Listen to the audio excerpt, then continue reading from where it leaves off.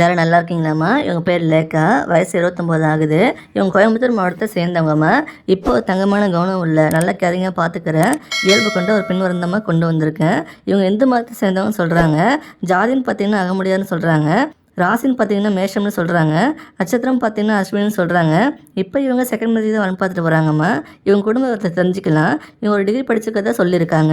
படித்து முடிச்சுட்டு இப்போ ப்ரைவேட் கம்பெனியில் பர்சனல் அசிஸ்டண்ட்டாக ஒர்க் பண்ணிட்டு இருக்கிறதா சொல்லியிருக்காங்க. இவங்க ஒரு நார்மல் சேலரி வாங்கிட்டு இருக்கிறதா சொல்கிறாங்கம்மா. இவங்க நல்ல வசதியாக இருந்தவங்க தாம்மா.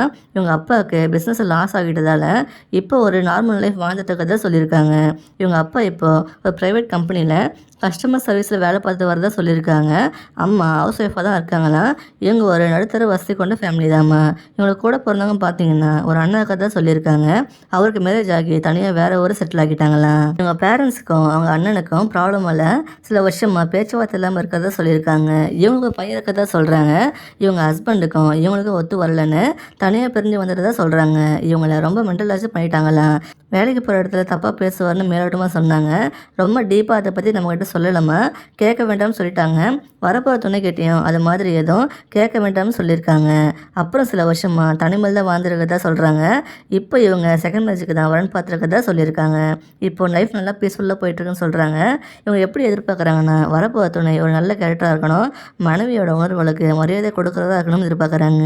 எந்த கெட்ட பழக்கம் இல்லாத இருக்கணும்னு எதிர்பார்க்குறாங்கம்மா. உங்களுக்கு யாரும் இல்லைன்னா நீங்கள் வீட்டோட மாப்பிள்ளையே வந்தாலும் ஓகேன்னு சொல்கிறாங்க.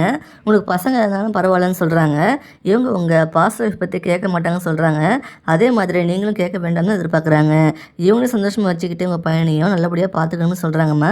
இவங்களுக்கு சொந்தமாக ஒரு வீடு இருக்குன்னு சொல்கிறாங்க. அப்புறம் இவங்க மேரேஜுக்குன்னு 25 பவுன் நகை, 3 லட்சம் பணம் கையிருப்பதாக சொல்லியிருக்காங்க. உங்களுக்கு நல்ல வசதி இருந்து அவங்க நல்லபடியாக பார்த்துக்க முடியும்னு சொன்னீங்கன்னா இவங்க வேலையை விட்டுட்டு கூட இவங்க கூட வந்து அவங்க நல்லபடியாக பார்த்துக்கிறேன்னு சொல்லியிருக்காங்க. இவங்கள டார்ச்சர் பண்ணாமல் நல்ல கேரிங்காக பார்த்துக்கிட்டா போதும்னு சொல்கிறாங்கம்மா. ஏன்னா இவங்க ஆல்ரெடி போன லைஃப்பில் ரொம்ப கஷ்டப்பட்டதாக சொல்கிறாங்க. இனிமேல் இருக்கிற லைஃப்பை பீஸ்ஃபுல்லாக போகணும்னு விரும்புகிறாங்க. இவங்க எதிர்பார்க்குற மாதிரி இவங்களால் நடந்துக்க முடியும் நம்பிக்கை கொடுத்தீங்க அப்படின்னா இவங்க உங்களை மேரேஜ் பண்ணிப்பாங்கம்மா. இவங்களும் உங்களுக்கு பிடிச்சிருந்தா நீங்கள் அடுத்த ஸ்டெப் எடுத்து வைக்கலாம். இது மாதிரி இன்னும் நிறைய வரங்கள் நம்ம சேனலில் இருக்குமா. நம்ம சேனல் உள்ளே போய் பாருங்கள். இவங்கள பிடிச்சிருந்தா அந்த வீடியோக்கு லைக் பண்ணிவிட்டு உங்கள் விருப்பத்தை கமெண்ட்டில் சொல்லுங்கம்மா. அடுத்த வரன் பார்க்க இப்போ ஸ்க்ரீனில் வர இந்த லிங்கை கிளிக் பண்ணி பாருங்கள். வாழ்க வளமுடன்.